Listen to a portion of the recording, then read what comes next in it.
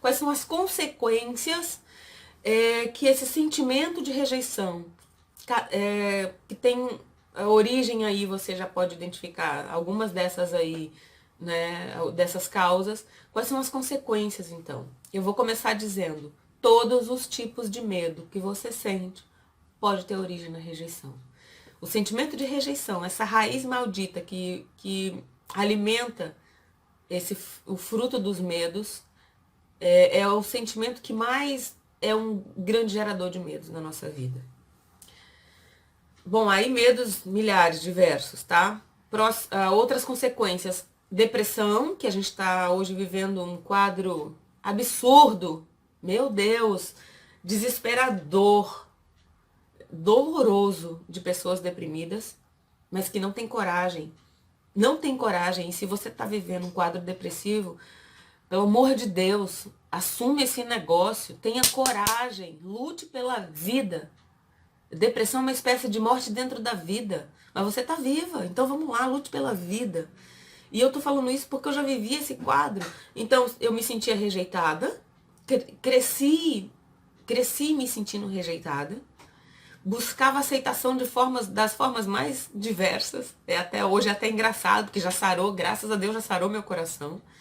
Graças a Deus e a terapia, e ao coaching, e a ajuda, e a família, e tudo, tá, gente? Graças a Deus em primeiro lugar, porque Ele é o doador da vida e Ele é a base de qualquer cura que a gente precise. Então, se você vive num quadro de depressão hoje, a rejeição pode ser uma dessas causas maiores, mais importantes. E se você souber a causa e quiser, você pode ir lá buscar sua cura. Outras causas aí, o negativismo, pessoas negativas, que nada vai dar certo, que dá certo com todo mundo, menos com elas, que começa e não termina as coisas. Pessoas que vivem melindradas, sabe? Pessoas que gostam de fofocas, de segredinhos, de não... Ai, mas não fala pro fulano. Ai, sabe? Pessoas rebeldes. A rebelião é um fruto maldito da rejeição. Tem o seu... vamos dizer assim, tem o seu objetivo. Tudo no universo tem o seu objetivo. Então, rebelião, culpa, ódio, o controle, pessoas controladoras, você tem que ficar controlando as circunstâncias. Por exemplo, pessoas que sofreram um abuso na infância são as maiores candidatas a serem controladoras. Sabe por quê? Porque naquele momento, a partir daquele momento que foi antecipado para ela uma coisa que não era naquele momento para ela viver, ela precisa, ela entende que ela precisa meio que controlar as situações para não ser descoberta, especialmente se ela escondeu o fato, se ela não falou.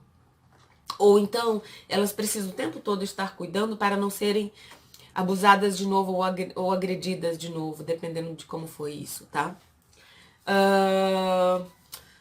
O controle, então, e aí, é claro, passa a ser controladora com o filho, com o marido, com tudo que tiver pela frente. A hostilidade, tanto para provocar que seja hostilizada, quanto sendo hostil com os outros. Outras consequências aí da rejeição, amargura.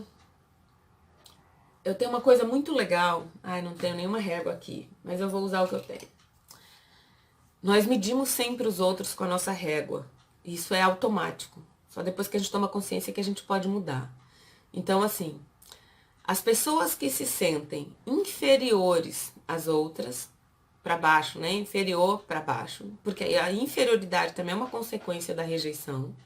Elas desenvolvem sentimento de amargura. Gente, uma pessoa amarga, até o cheiro da pele é estranho, tá? Então, pessoas que se sentem inferiores às outras, elas desenvolvem amargura. Pessoas que se sentem superiores às outras, elas desenvolvem arrogância, prepotência. Então, e tudo isso pode ser resultado, consequência, que tem origem lá nesse sentimento de rejeição. Você se sente rejeitado, então você é uma pessoa amarga. E sério, ninguém gosta de conviver com pessoas amargas. É tipo assim, não vou me amargar no teu fel. Vou me adoçar em outro lugar. É mais ou menos assim. E aí tem comportamentos que confirmam esse sentimento de rejeição e faz com que as pessoas te rejeitem mesmo. Outras consequências aí do sentimento de rejeição. A frustração, porque como você não se sente capaz, não se sente bonito, lindo, não se sente sei lá o que mais, você se frustra quando alguém fala alguma coisa que não é muito boa pra você ou sobre você. Quando você faz alguma coisa que não teve resultados satisfatórios. Porque normalmente uma pessoa rejeitada tem uma expectativa falsa, que você pode decidir sair disso agora, que é que os outros me aceitem. Que aceitem quem eu sou, que aceitem tudo que eu fizer, que aceitem meus resultados. Só que eu mesma não me aceito. Como é que eu posso pretender que o outro me aceite? Então eu me frustro o tempo inteiro. Mas eu só esperava que isso acontecesse. Mas eu só esperava que fulano. Ok? Outras consequências aí, a insatisfação que você carrega no seu coração, e eu tenho falado sobre isso, já tem alguns vídeos no canal, você pode ver, se fizer sentido pra você. A insatisfação, gente, ou a satisfação e o prazer são coisas diferentes, e aí está uma grande chave para você resolver isso. Desde que você vá até a origem do problema, que a gente está falando aqui. Pessoas muito desconfiadas, muito iradas, que se iram facilmente com qualquer coisa. Provavelmente você tem um sentimento de rejeição bem grande. E aí, vou destacar 4 que eu considero assim. Eu não sei se dá para considerar alguma coisa pior do que outra, mas vou destacar 4 aqui dessas consequências que são power e difíceis. A crítica, porque quando você é crítico demais, você não vai para lugar nenhum, você desenvolve perfeccionismo, né? Que é o perfeccionismo, em segundo lugar. Em terceiro lugar, o seu complexo horroroso, absurdo de inferioridade, e eu já falei que gera amargura. E em quarto lugar, que eu acho que tem, que aí esse para mim é o primeiro de todos, você cresceu, você foi para a vida com uma autoimagem pobre ou negativa ou insuficiente ou qualquer desses. E autoimagem é a imagem que você tem de você e da forma como você se vê, o mundo te vê. Então, é uma confirmação terrível do que está dentro de você. E aí é o que a gente chama de espelhamento. Você vê no outro aquilo que é seu. Ou o outro espelha aquilo que é meu e me incomoda e eu projeto nele e essas confusões dos relacionamentos.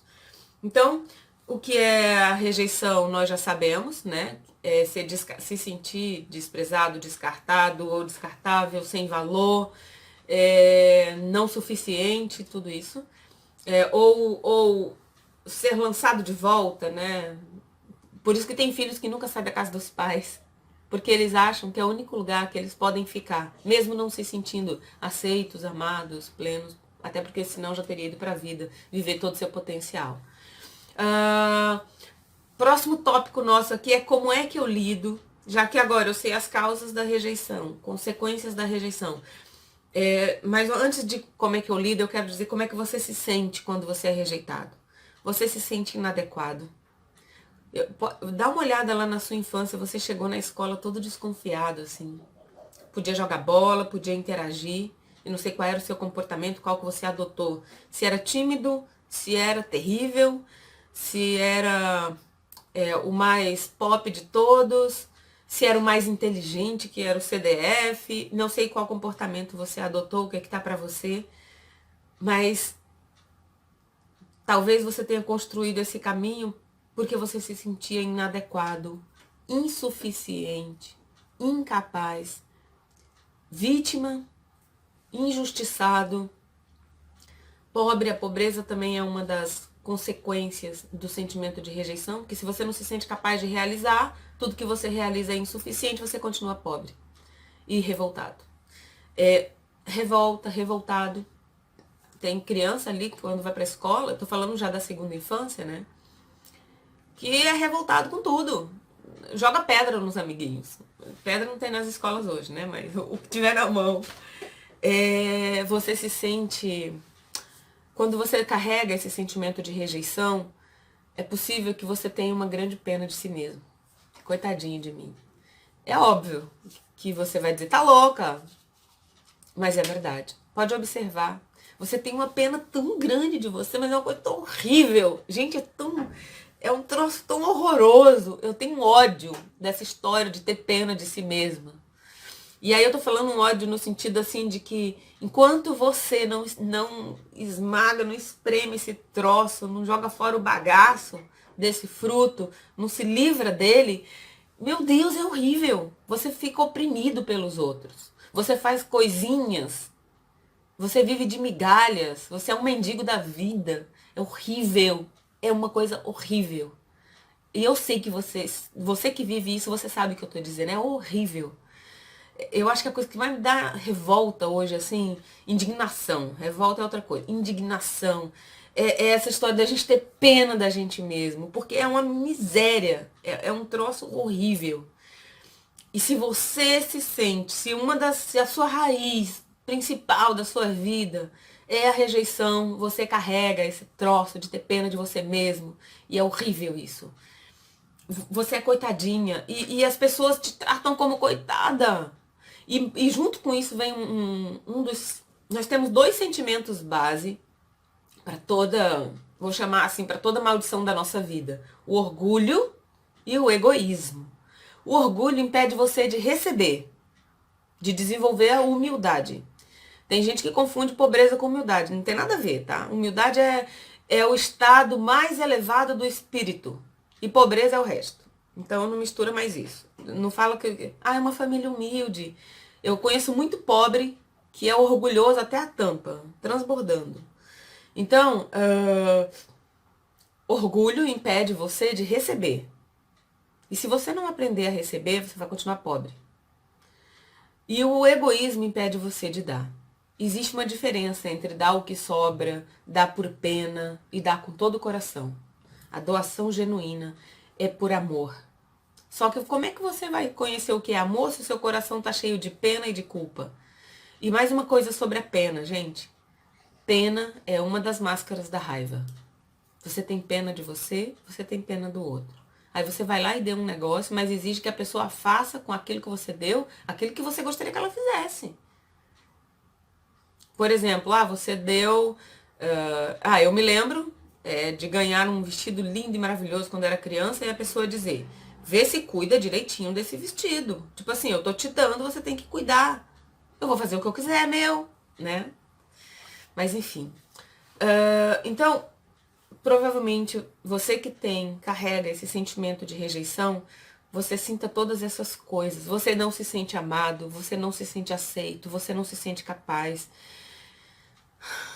E aí isso faz com que você crie o que a psicologia chama do falso eu.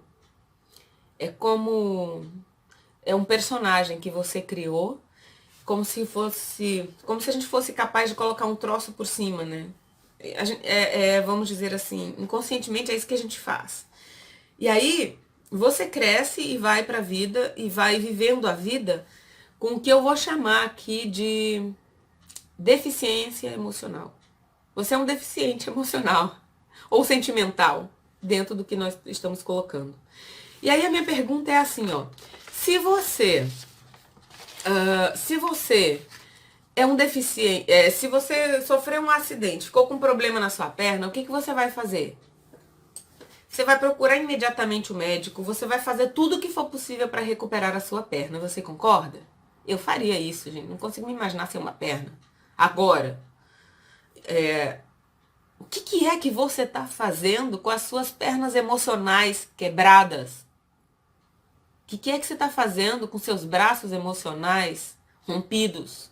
Atrofiando assim, Quando você olha para dentro, qual é o cenário que você vê? Qual é a cena que você vê?